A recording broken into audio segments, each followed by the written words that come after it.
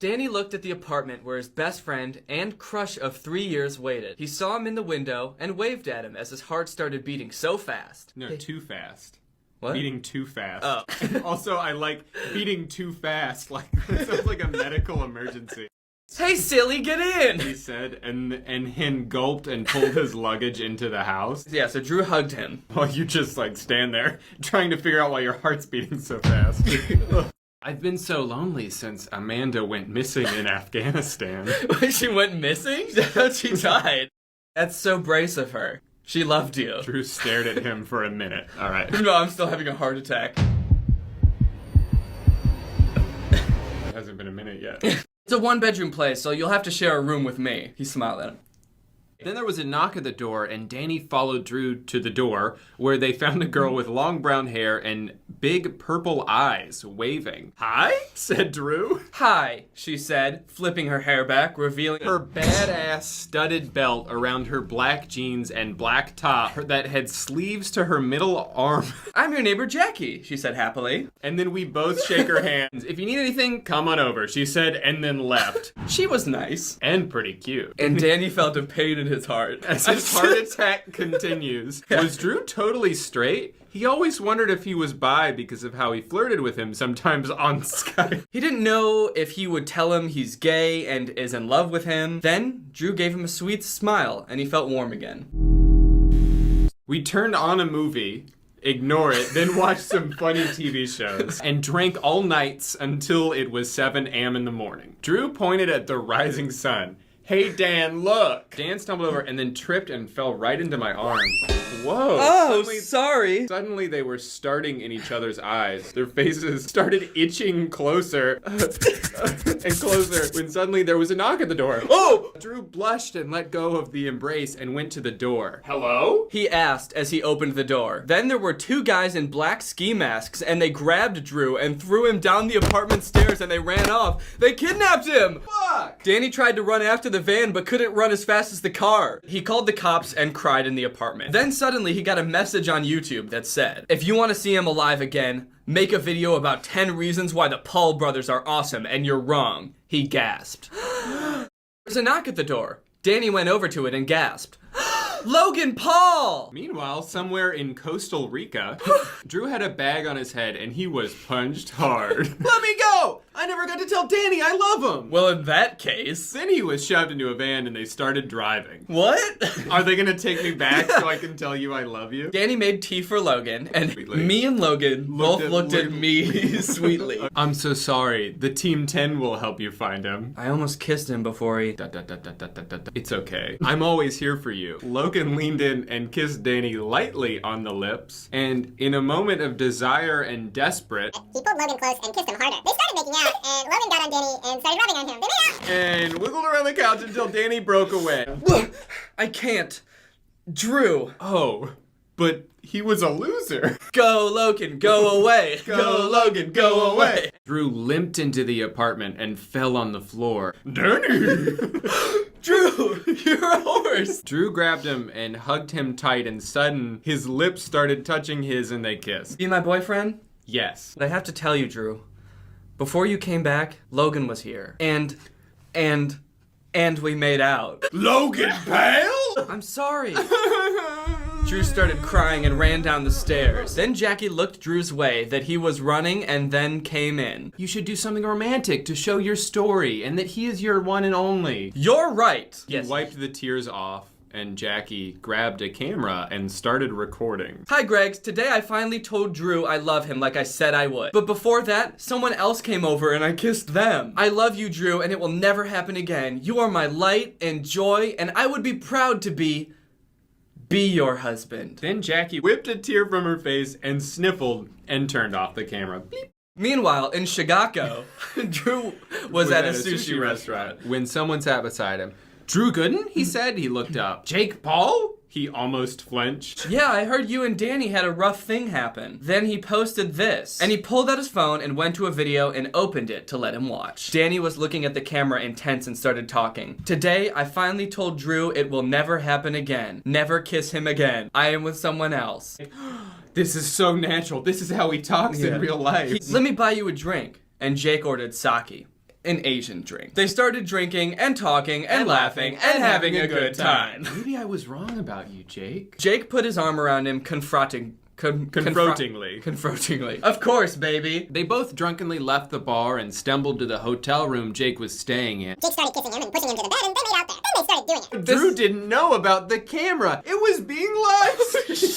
What the fuck, Jake? That's Jake's illegal. Damn. Warning. Suicide and sex scene. They gave it away. What the fuck is gonna happen? I love you, Jake, cried Drew on the stream. Danny and Jackie watched, shocked and dumbfounded as they watched. Jackie looked at Danny, then blacked at the video. How could he? Danny stroamed around the house. Jackie tried to call him down, but Danny opened the window and jumped! Jackie screamed and called 011.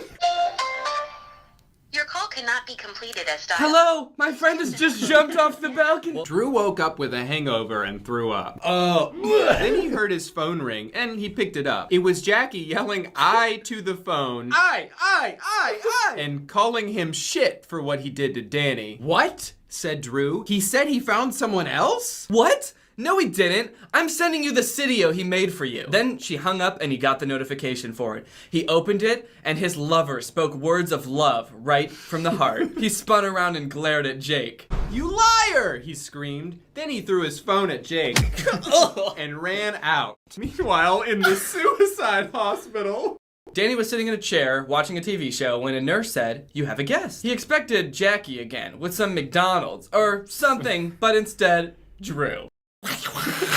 Jake lied to me. He made me think you moved on, and I slept with him. Are we even? Can we be together? If you can forgive me. I do. Forgive me? Yes. Then they embraced and kissed. Danny pulled away and knelt down and pulled a box out. Thanks. I was going to do this somewhere better, but will you marry me? Drew cried happy tears and nodded. And then they made out again. Let's get you out of here, said Drew. Danny got out of bed where his fiancée was sleeping, and he went to the bathroom. Then he spotted something in the sink that he guessed Drew forgot. He picked it out of the sink and looked. It had 2 lines and was a pregnancy test. He busted out of the bathroom.